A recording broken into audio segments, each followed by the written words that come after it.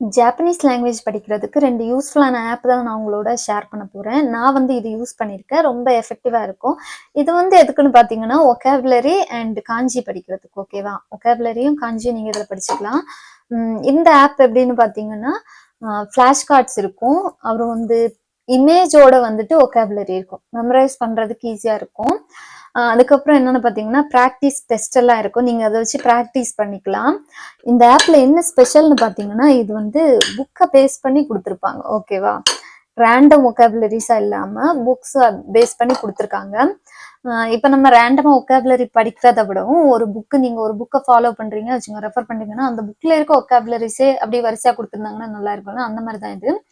இதுக்கு ஃபர்ஸ்ட் வந்துட்டு N5 and N4க்கு ஒரே ஆப். ஓகேவா? வொக்காபுலரிக்கு ஒரே ஆப்.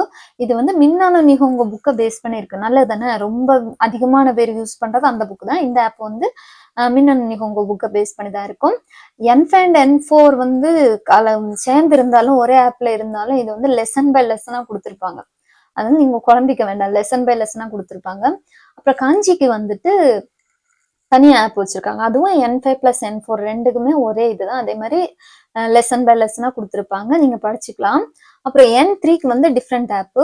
இது வந்து வொக்காபுலரிக்கு மட்டும்தான் இருக்கு N3க்கு. காஞ்சிக்கு இல்ல. எனக்கு தெரியல. நான் அப்போ நல்லா தேடினேன் கிடைக்கல. ஏன்னா எனக்கு ரொம்ப பிடிச்சிருந்துச்சு இந்த ஆப். ஈஸியா நம்ம படிச்சுக்கலாம். அதே மாதிரிதான் N3க்கு வந்துட்டு மின்னணு நிஹோங்கோ கிடையாது. புக் வந்துட்டு நிஹோங்கோ சமத்தமு.